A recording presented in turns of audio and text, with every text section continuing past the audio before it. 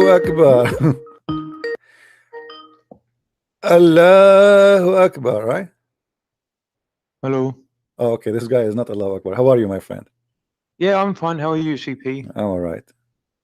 Yeah, cool. Well, listen, mate, I've been listening to you over the past couple of days, and I just wanted you to, show me how like false Islam is, because I'm on the fence right now. You are on the fence? I'm on the fence. I'm in between, like continuing on or not to continue, and I'm not sure. So you are a Muslim now? I don't want to say. Why you don't say? Come on, share with us, so I will know. I'm talking to what is your religion now? You are a Muslim right now, right? Well, let's just say that Okay, I'm on the fence. okay. You see, I advise you to stay as a Muslim because only the true God, he promised us to have a lot of women for sex. I mean, obvious. Okay. Because God must be coming from Las Vegas. Only true God can do that. And not only that, I mean, this God, he have a very special prescription for you. I mean, he promised you even that your penis will never go limp. I mean, that's amazing. This God, he think about us in every details, and he don't want your penis to go sleep.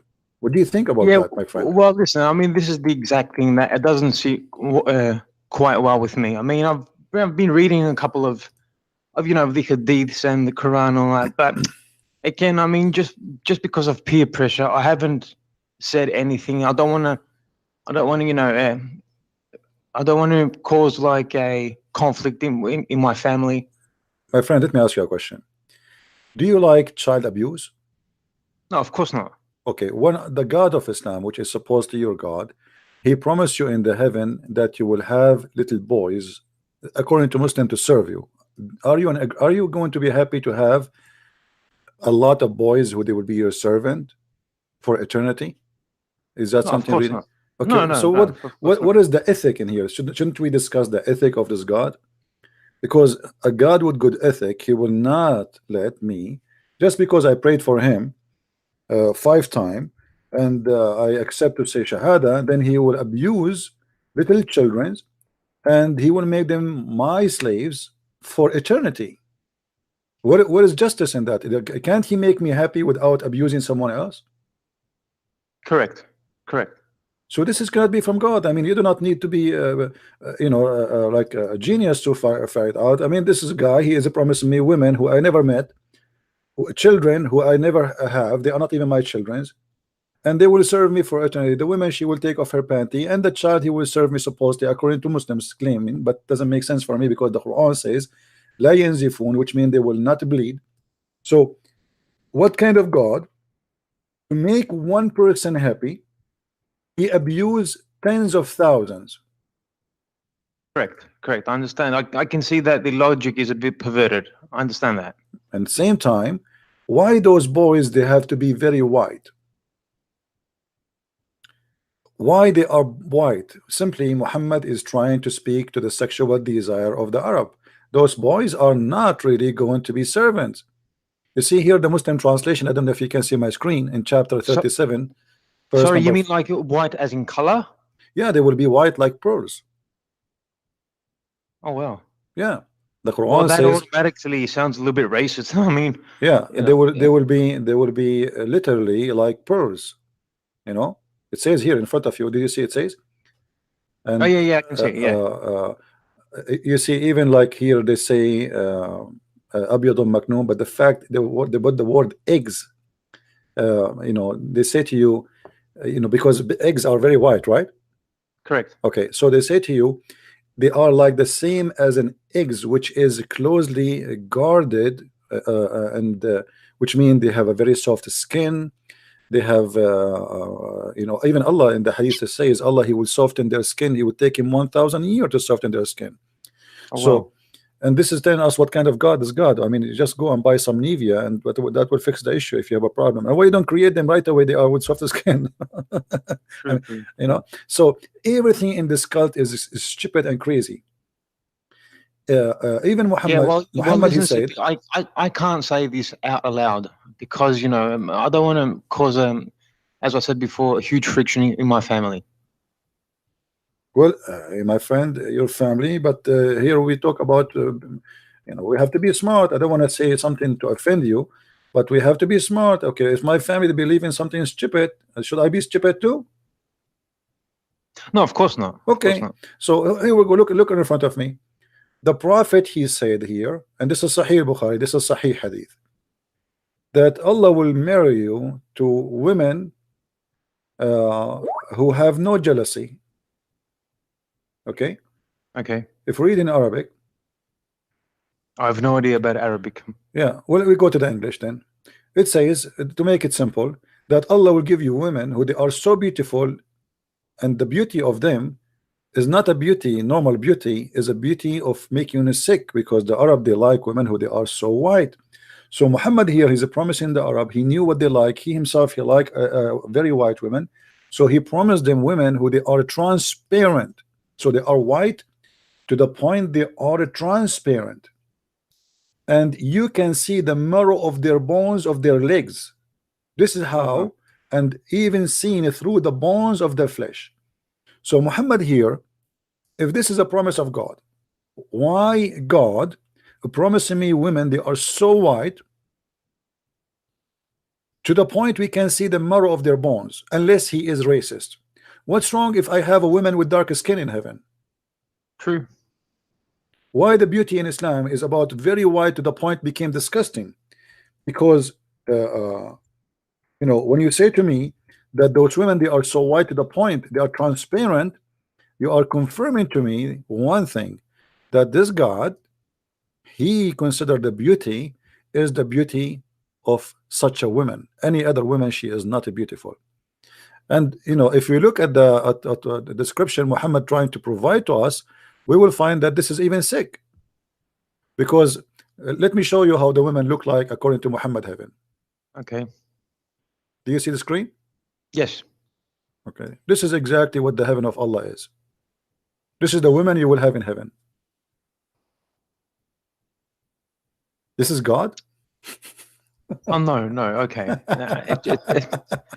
It's just too much, yeah. And, Yeah. But listen, I mean, this is where the whole Islam thing doesn't sit well with me, like internally, because I know it revolves around too much bodily pleasures, and I don't know. It's just very. I understand the whole praying thing, even though I don't subscribe to that as much. But I mean, I understand that through prayer we can reach God and we can reach Allah. But this is where it loses me from the sex stuff and onwards. It completely loses me. My friend, it's not. There is no prayer in Islam you are reaching Allah. This is a joke, because a Muslim, he fast, he pray, he do jihad just to get the women who you can see through. You see, when I say to you the reward, if you do this, the reward is this. It's mean if you do that, this is the purpose. This is the purpose. You see, when they ask Jesus about what you will have in heaven, what he and she, like a woman, she get married from a first husband, then she married the second one after he died. So who's going to have her? Jesus said to them, he and she, they will not get married. They will be the same as angels. So your reward have nothing to do. The reward you have in the heaven is not physical, is not sexual. It's just being with God, happy, a different kind of happiness. But in the religion of Islam, why you do righteousness? Because you want to get the women. Why you want to do jihad? Because if you do jihad, you get more women. Why you want to join Al-Qaeda? Because that will make you increase in the level in the eye of Allah. If you became a murderer, the second your blood is shed, according to Muhammad, right away all your sin is forgiven, and Allah grant you a high rank in the heaven. So the Muslims, they are not really serving Allah, they are serving themselves. The purpose is to get those women, the virgins. This is why if you see Al-Qaeda tapes, they are trying, they don't say to them, we are going to do jihad for. No, they say to them, brother, the hur will come to you and they will fight over you. One will be kissing your lips, one will be kissing your neck, one is going to kiss your belly bum, and like he continues speaking filthy, dirty language. So why he is saying that before the battle? Because he wants you not to think about your death. He wants you to go and die. Just go. And now you are not dying really for the sake of Allah. You are dying for the sake of your penis. True. True. So if Muhammad really is a prophet of God, what is God in his religion? Where is this God? I want to see this God. Otherwise, I see beautiful naked women, and not only that, Muhammad, he promised you that he will import certain kind of women who they are prostitute, who they are their specialty is sex, who they are. Allah will take them from heaven. But isn't prostitution a sin in Islam? No, who said that? Absolutely not. Actually, Islam legalized prostitution. No. That's like, okay, but it's still like a marriage. I'm like No. I'm saying, not talking about mut'ah now. I'm not talking about mut'ah, my friend. I'm talking about literally prostitution. Literally prostitution. The Quran speak about prostitution and say the following. I want you to read with me in the screen. I don't say things without proof. If you are following me for a while now, you should know that. Yeah, Okay. I am. This is a chapter 24 and verse number 33. It says it clearly. Force not your girls, your maid, and those are slaves girls. So notice here the prostitution have a condition. If you have a slave girl, you can use her for prostitution, but this is not for the free women. So, but force not your maids to prostitution when they desire chastity. So what is the condition? If they desire chastity, don't force them. If they don't, it's okay. All right. Sure. And not only that, if you force them and they don't desire chastity, Allah is all merciful. There's no punishment for a Muslim do prostitution as long as he is using his slaves. If you use a free woman, a free white woman for slavery of sex, then you will be punished. This is adultery. Okay. But if you use a slave woman for prostitution, this is halal. Oh well. Actually, you see, this Aisha, is what they've been covering, and whenever I've asked questions about all these issues, they're like, no, don't worry, and it's all for the sake of Allah, and it's all for the sake of for the belief. And I'm like, okay, be more clear about it. There's a hadith about Aisha herself. She used to hunt men by sending a slave girl. It says Aisha شوفت جارية وطافت بها وقالت لعلنا نصطاد بها شبابا من قريش. So Aisha, she decorated, which means she put the makeup on a slave girl, and she said, and she ordered her to go around, so the young men of Quraysh, they will follow her, and she said, let us send her between them. Maybe we can hunt some men from Quraysh. So this is very normal behavior Muslims they used to do. And all the Muslims agree that Muhammad himself, he have many slaves and he sleep with them. Okay. But the Quran confirmed literally that you can do prostitution as long you are not forcing them. And if you force them, Allah is all forgiving or merciful. If we go right now and we see the interpretation for this verse. Sorry, CP. We're always hearing about if our law, if Sharia law is implemented, then it will automatically ban prostitution, it will ban alcohol and all those bad vices of life. So how can on the one hand our imams say that they're going to ban prostitution, on the other hand it's halal? Well, what Islam does, prostitution is not allowed if you're not doing it according to the Islamic rules. As an example, the Muslims, I'm understanding from your accent that you live in England, right? I don't want to say, mate. Okay, no problem. So they do what is called zawaj urfi. Zawaj urfi is not a really marriage. You go and supposedly you speak with a person who is supposedly a sheikh, and you say she is my wife, and you write a paper. He said, okay, your wife, go sleep together. But this marriage is not accepted, and it is practiced very wide between Muslim Sunni. If you have my book, which is called Sex and Allah, you will find how many type of marriage the Muslims they call marriage, but the fact it's nothing but a pure prostitution.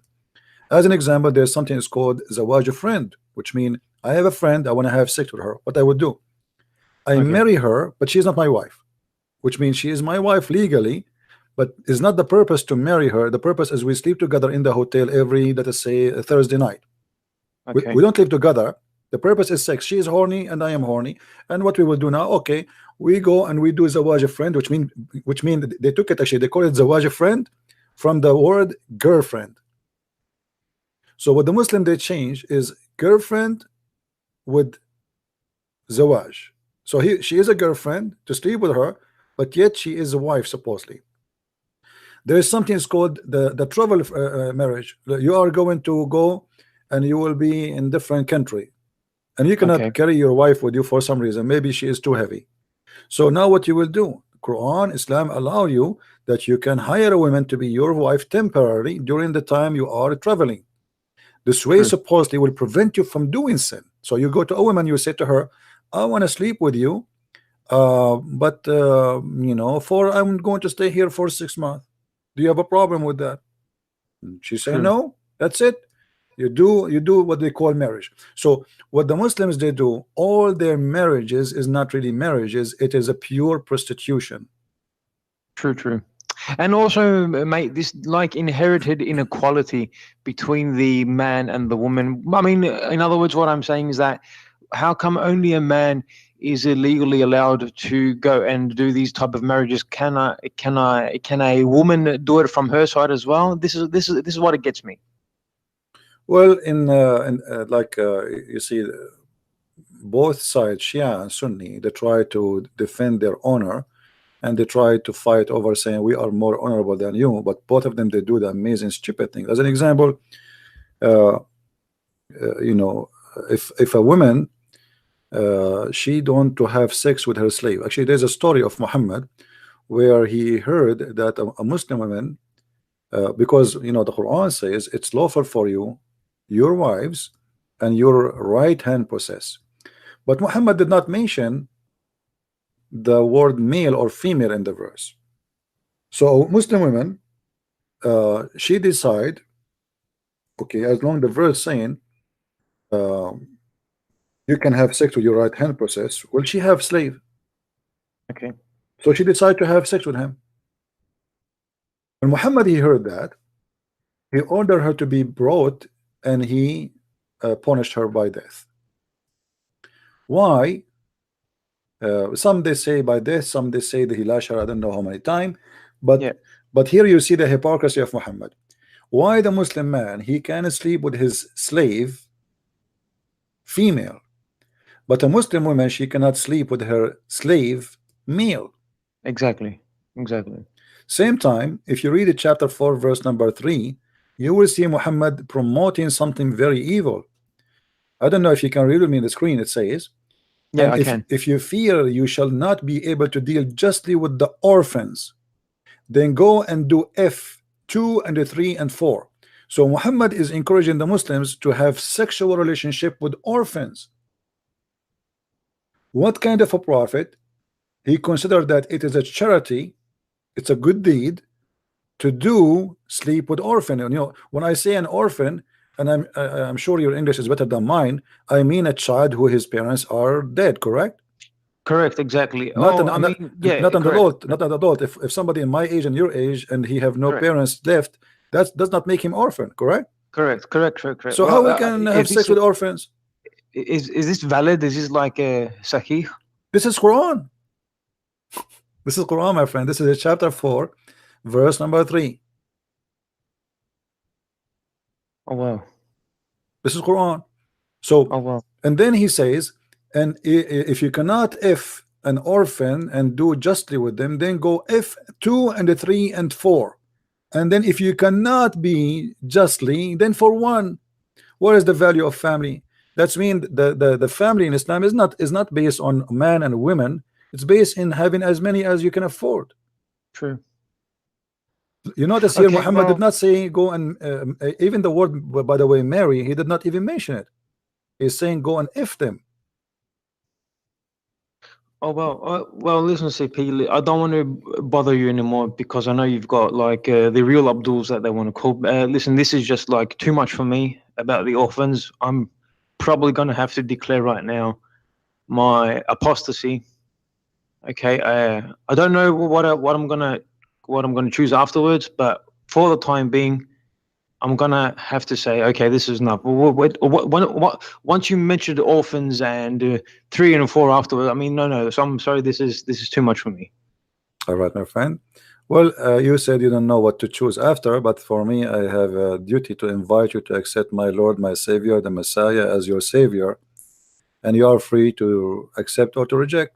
But I cannot find better name than His name to invite you to, and this is the best True. I have for you. So, True. are you willing to accept the Messiah as your Savior?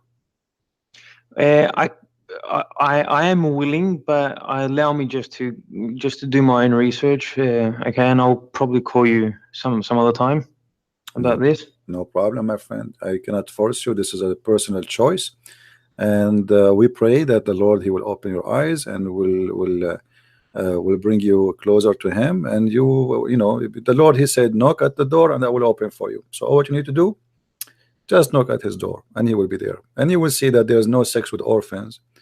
There's no go and do this and that, and there's no boys, and there is no all madness. God is not a sex vendor. Our God is holy. His name is holy.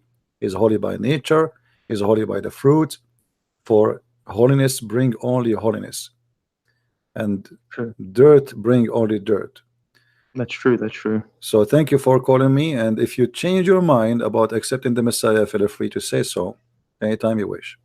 Thank you very much. Thank you very much, CP. And can I wish you all a Merry Christmas and a Happy New Year, if that means anything from me? Well, you know, to say to us Merry Christmas, this is not but now you are out of Islam, so you can say it, you know. It's haram for you to say as a, this is one of the evil thing about Islam. Why you cannot say to somebody Merry Christmas? It's haram. It's haram. It's, you know, the devil is angry. I mean, what okay, somebody having a holiday, okay, say to him, be nice to him. What's wrong? No, you cannot, you know.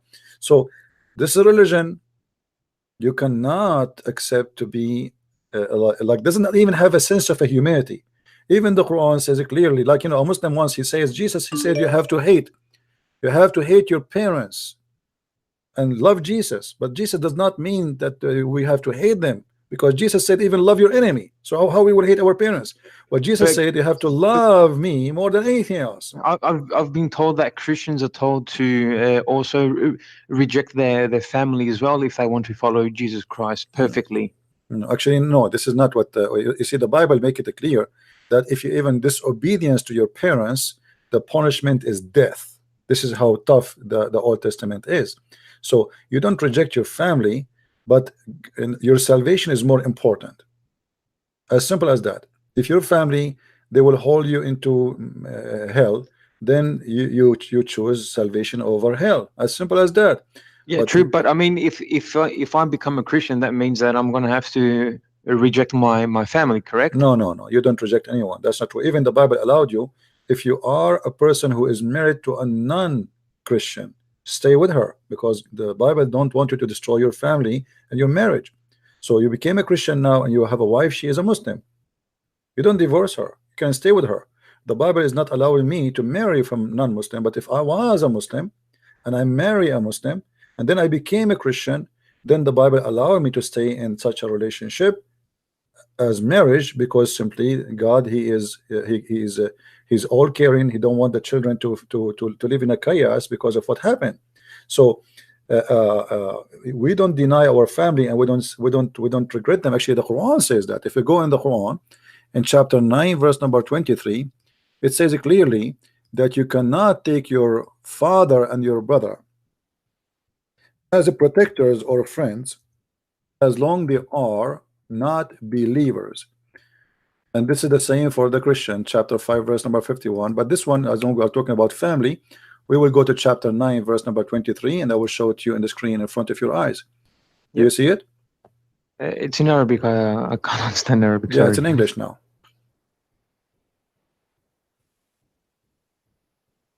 Oh yeah. You see it? Yep. The translation here says a protector, but in fact it's protector and friend. And by the way, protector is someone is more than a friend, because somebody want to protect you. Not necessarily every friend protect you, correct? True. A protector is someone he love you more than someone he is just a friend, because you might have a fight and you look around you, all your friends do not know you. Okay, I don't have no idea. I know, okay, I'll go. They close your eyes and they don't know, you know. But a protector is someone for sure he is willing to risk his life to defend you. So this is more than a friend. So True, true. you cannot take your parents as a friend. You cannot take your father. You cannot take your, your brother. This, I'm talking about your brother from your blood. True. So the Muslims, they try to say we are the one who doing that, but you have to show me an example. Isn't it Jesus? He said, love your enemy.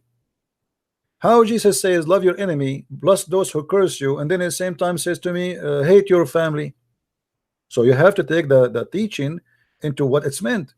So True. you have to hate the whole world in the mean of you don't favor earth and the word over God. This is what salvation is about. You choose to be with God. It's very easy for me and you to be tempted and to do the wrong thing. So if we choose the temptation, we lose. If we choose the right thing, we win. So yeah, if you get tempted by even family, because your mother, she's a Muslim, okay, but you love your mother, so what I will do now? And if I leave this religion, my mother might be angry from me, or even maybe she will hate me. Of course, yeah. So now you have to choose which one is more favorite for you. The Bible is so clear that God is more important than all, but at the same time the Bible is clear that you have to obey your parents, but you obey them in what is right and lawful, not in the wrong. Like, what if my parents order me to go and kill somebody? No. What if my parents order me to go and be a thief or to do work as a prostitute? So I obey my parents if they are righteous people. Same time, I love everybody, not only my parents, everybody around me, because Jesus, he ordered us to love everyone and even to bless those who curse us. Hey, CP, when you say Jesus, you mean like Isa, right? From the Quran? There's nothing is called the Isa. Isa is a lie. There's nothing. We don't even know where Isa is coming from. If we ask the Muslims who's Isa, they don't know what Isa mean. But isn't Isa Jesus? Isn't he the same? They say, they claim, but I mean, who is Isa? But obviously Isa is the Quran, is not Jesus. Why? Because Isa in the Quran is a son of a woman. Her name is Maryam, and and he have an uncle. His name is Aaron. And who has a what? His name is Aaron. Aaron, the brother of Moses, and Moses, like, so there is a long, hundreds and hundreds of years between Mary and Moses and Aaron. So how he became his uncle? The Muslim, they try to defend that. They say the prophet said that they used to call them by their ancestor, but Mary, she is not from the ancestor of Aaron. She's from different tribe. That is stupid to say. Secondly, the Muslim believe that the father of Moses and the father of Aaron, because they are brother, both of them, they have a father. His name is Umran, and this is what Mary father in the Quran name is Umran. So obviously Muhammad, the false prophet, he was teaching his followers that Mary, she is the sister of Aaron. Why? Because he heard from the Jews. If we go in the Old Testament, we will see the Old Testament speaking about that there is a woman, her name is Maryam, and she is the sister of Aaron and the sister of Moses. So Muhammad, he got the conclusion, okay, Maryam is the mother of Jesus, she is the sister of Aaron, and their father, his name is Umran. And that is additional proof that Muhammad is a false prophet. Oh well, I can see that plagiarism has taken over his pen. Well, it's not only that. I mean, this guy, he claimed knowledge, but he's like Muhammad Hijab was debating David Wood. Elijah mean God is with us. Yeah. So if this guy now, he claimed to be a prophet, the Muslim will believe it and they will repeat it until somebody get them busted. True. Yeah. You repeat a lie too many times, and it becomes a truth afterwards. Yeah. Yeah, you believe in the lie. Oh well, listen, CP, thank you very much again. And listen, you've really shown me another path. I don't want to keep you too long, but I mean, obviously that threw me off. Once you start mentioning about the orphans and the section that happens afterwards, it's not for me. Yeah. Well, I'm happy for you that you decide to leave Islam, and I will be happy more if you call me soon to say to me I would like to accept the Messiah, so we can share.